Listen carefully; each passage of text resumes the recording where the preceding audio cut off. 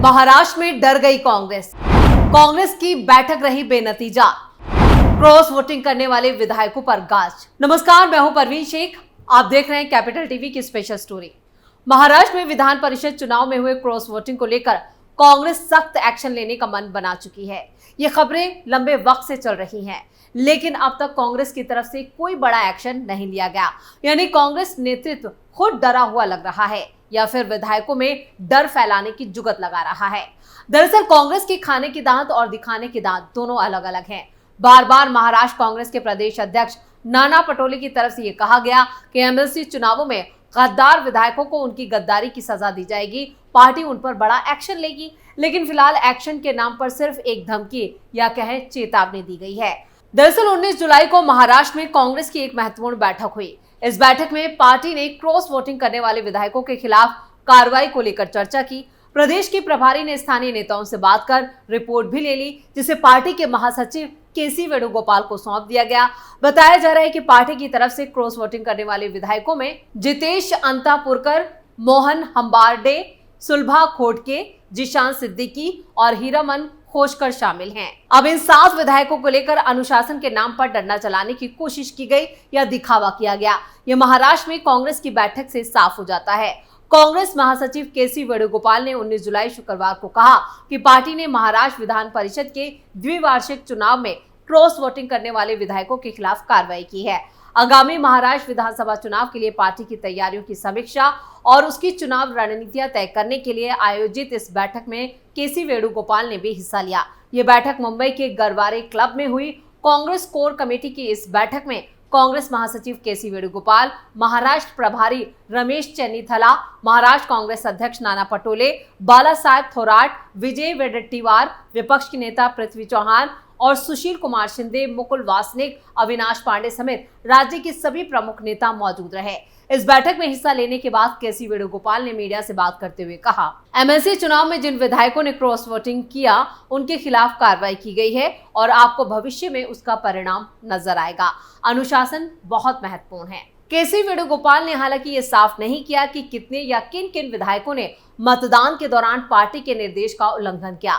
जब वेणुगोपाल से पूछा गया क्या असंतुष्ट विधायकों को विधानसभा चुनाव में मौका नहीं दिया जाएगा, तो कांग्रेस महासचिव ने कहा, आप अपना अनुमान लगा सकते हैं। केसी वेणुगोपाल के इस बयान से साफ है कि इन विधायकों पर कोई एक्शन नहीं हुआ है, यानी ये पार्टी में बने रहेंगे। बस कांग्रेस आला कमान माहौल बनाने में माहिर है। राहुल और खड़गे इन विधायकों के सामने नतमस्तक हो गए। जिस तरह से 7 विधायकों ने पार्टी लाइन से जाकर विरोधी पार्टी के उम्मीदवारों के लिए वोट किया, उसके बाद तो एक सेकंड के लिए भी इन विधायकों को पार्टी में नहीं रखना चाहिए था, बल्कि पार्टी से बाहर का रास्ता दिखा देना चाहिए था। लेकिन कांग्रेस नेतृत्व ने तो इन बागी विधायकों के सामने खुद को मजबूर और बौना साबित कर दिया, यानी कि पूरी तरह से कमजोर। और इसका संदेश कांग्रेस के आम कार्यकर्ता में यही गया है कि कांग्रेस पार्टी नेतृत्व जो है वो पूरी तरह से डरपोक है, या राहुल गांधी डरपोक है जो इन विधायकों के खिलाफ कड़ा एक्शन नहीं ले पाए। आपको बता दें कि राज्य में 12 जुलाई को हुए द्विवार्षिक विधान परिषद चुनाव में 7 कांग्रेस विधायकों ने क्रॉस वोटिंग की थी।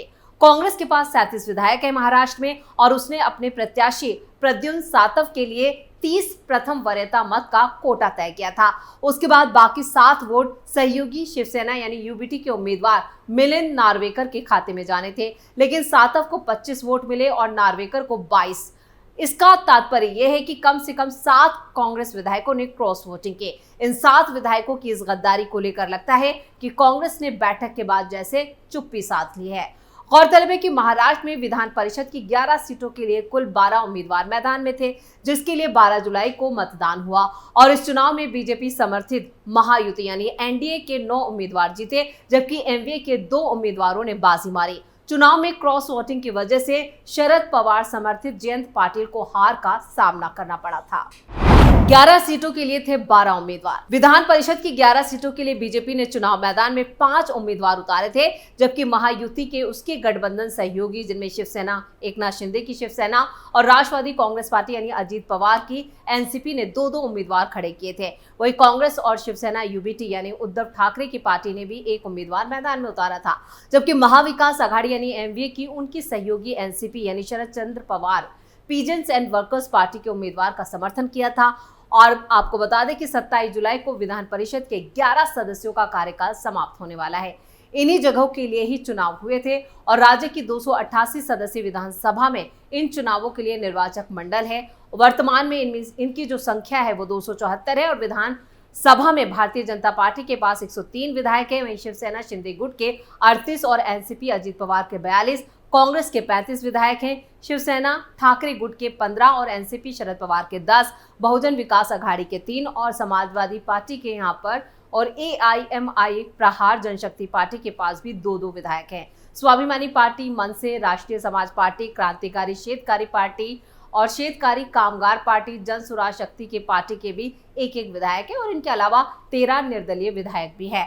लेकिन जब ये पूरी वोटिंग चल रही थी, इस वोटिंग प्रक्रिया में ही 7 विधायक, जो कांग्रेस के 7 विधायक हैं, उन्होंने गड़बड़ी की। यहाँ पर अपने समर्थित विधायक यानी शरद चंद्र पवार के जो समर्थित विधायक थे उसको वोट ना करके यहाँ पर महायुति के जो उम्मीदवार थे, बीजेपी का जो 5वां उम्मीदवार था, उसके लिए वोटिंग की गई। यानी जो ये क्रॉस वोटिंग की गई उसी से पूरा झमेला खड़ा हो गया। लेकिन उसके बावजूद लगातार यहाँ पर 12 जुलाई को चुनाव हुआ था, लेकिन 12 जुलाई के बाद से ये कहा जा रहा था कांग्रेस नेतृत्व की तरफ से कि बड़ा एक्शन लिया जाएगा, अनुशासन के नाम पर एक्शन लिया जाएगा, लेकिन ऐसा कुछ नहीं हुआ। जब नतीजा हुआ या बैठक हुई तो वो भी ढाक के 3 पात साबित हुए। कांग्रेस नेतृत्व का बड़ा सरेंडर। वैसे ये कई मौकों पर कांग्रेस नेतृत्व अपने ही नेताओं के सामने सरेंडर कर चुका है। ये कोई पहला मौका नहीं है जब कांग्रेस आलाकमान नेताओं के सामने अपनी ही पार्टी के साथ जो गद्दारी हुई है उसे बख्श रहा है। पहले भी कांग्रेस के साथ ये होता रहा है और जब बात एक्शन की आती है तो पार्टी कोई बड़ा एक्शन लेने से पीछे हट जाती है। राजस्थान में तो ये कई बार हुआ है, चाहे सचिन पायलट की बगावत हो या फिर अशोक गहलोत की नाफरमानी हो। राजस्थान में तो इन दोनों नेताओं के सामने कई बार ऐसा हुआ है कि कांग्रेस नेतृत्व झुका नजर आया। हर बार इन दोनों नेताओं की गलती पर सोनिया और राहुल ने जैसे सरेंडर कर दिया हो। जब गहलोत को पार्टी का अध्यक्ष बनाने की बात चली तो पूर्व सीएम अशोक गहलोत ने अपने समर्थित विधायकों के सहारे सोनिया गांधी को ही अपनी ताकत दिखाई और राजस्थान सीएम पद को छोड़ने से इनकार कर दिया, क्योंकि सोनिया गांधी राजस्थान में सीएम की कुर्सी पर सचिन पायलट की ताजपोशी करना चाहती थी। वहीं जब गहलोत को सीएम बने तब भी सचिन पायलट ने अपने बागी तेवर दिखाते हुए कांग्रेस सरकार को गिराने की कोशिश की थी, लेकिन वो कामयाब नहीं हो पाए थे। लेकिन कांग्रेस ने उन्हें पार्टी से बाहर नहीं किया, बस उनसे डिप्टी सीएम की कुर्सी छीन ली थी। वैसा ऐसा महाराष्ट्र में भी कई बार हुआ है। अभी हाल ही में मुंबई कांग्रेस के एक खेमे ने वर्षा गायकवाड़ हटाओ मुहिम शुरू की थी। मुंबई कांग्रेस के 16 वरिष्ठ नेताओं ने दिल्ली हाईकमान को खत लिखकर मुंबई कांग्रेस अध्यक्ष वर्षा गायकवाड़ के कामकाज पर उंगली उठाई थी। उनका कहना था कि इस साल अक्टूबर में होने वाले महाराष्ट्र विधानसभा चुनावों से पहले पार्टी को मजबूत बनाना है और इसके लिए गायकवाड़ के पास वक्त नहीं है। पार्टी सूत्रों का दावा है कि गायकवाड़ को मुंबई कांग्रेस का प्रमुख बने हुए करीब 13 महीने हो चुके हैं, लेकिन उन्होंने पार्टी कैडर को प्रेरित करने के लिए कोई महत्वपूर्ण गतिविधि नहीं की है। इससे पहले मुंबई उत्तर लोकसभा सीट से कांग्रेस उम्मीदवार भूषण पाटिल ने भी दावा किया कि आम चुनाव में उन्हें मुंबई कांग्रेस यूनिट से कोई मदद नहीं मिली। 16 जून को लिखे खत में कांग्रेस नेतृत्व से विधानसभा चुनाव और मुंबई महानगर पालिका चुनाव के मद्देनजर शहर में पार्टी को दोबारा से खड़ा करने पर चर्चा के लिए वक्त मांगा गया। तो सूत्रों ने बताया कि इसमें भी ज्यादातर नेता कांग्रेस अध्यक्ष मल्लिकार्जुन खड़गे और वरिष्ठ नेता केसी वेणुगोपाल और राहुल गांधी से मुलाकात करने के लिए दिल्ली पहुंच गए। पत्र पर कांग्रेस के किन नेताओं ने किया है हस्ताक्षर? कांग्रेस नेताओं के अनुसार 16 जून को लिखे पत्र में एक राज्यसभा सदस्य चंद्रकांत हंडोरे, मुंबई कांग्रेस के पूर्व प्रमुख जनार्दन चंदूरकर और भाई जगताप, महाराष्ट्र कांग्रेस कार्याध्यक्ष और पूर्व कैबिनेट मंत्री नसीम खान और पूर्व कैबिनेट मंत्री सुरेश शेट्टी, वरिष्ठ उपाध्यक्ष मधु चौहान, मुंबई कार्याध्यक्ष चरण सिंह सप्रा और महाराष्ट्र कांग्रेस के कोषाध्यक्ष अमरजीत मनसा, महाराष्ट्र कांग्रेस महासचिव जाकिर अहमद, बीएमसी में पूर्व प्रतिपक्ष नेता रवि राजा, भूषण पाटिल, शिवजी सिंह, यूसुफ अब्राहिम, संदेश कोंडविलकर और शशिकांत बनसोड़े ने हस्ताक्षर किए। खत में ये जिक्र किया गया है कि हाल ही में गायकवाड़ ने उत्तर मध्य लोकसभा सीट से लोकसभा का चुनाव जीता है। ऐसे में उनके पास संगठन में काम करने के लिए वक्त नहीं है।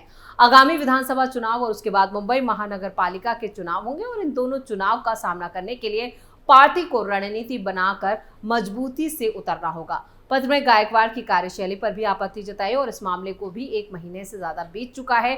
19 जुलाई कांग्रेस कोर ग्रुप की बैठक भी हो गई, लेकिन कांग्रेस नेतृत्व की तरफ से कोई एक्शन नहीं लिया गया। हर बार की तरह इस मामले में भी कांग्रेस डरी डरी ही नजर आई। जो कांग्रेस नेतृत्व की कमजोर छवि को उजागर करता है। यानी पूरी तरह से महाराष्ट्र में जिस तरह से कांग्रेस के अंदरूनी कलह और जिस तरह से कांग्रेस के नेता ही कांग्रेस को कमजोर कर रहे हैं, वो सब खुलकर एक एक करके उसकी परतें खुल रही हैं। पूरा मामला खुलकर सामने आ रहा है, शिकायतें की जा रही हैं, 10 जनपद पर भी शिकायत जारी, लेकिन उसके बावजूद राहुल गांधी या खड़गे की तरफ से किसी तरह का कोई एक्शन नहीं लिया गया है, जो यहाँ पर कांग्रेस की कमजोर नेतृत्व की तरफ इशारा कर रहा है। स्पेशल स्टोरी में इतना ही। वीडियो कैसा लगा कमेंट करके अपनी राय जरूर दें। वीडियो को लाइक करें, शेयर करें और कैपिटल टीवी को सब्सक्राइब जरूर करें। नमस्कार।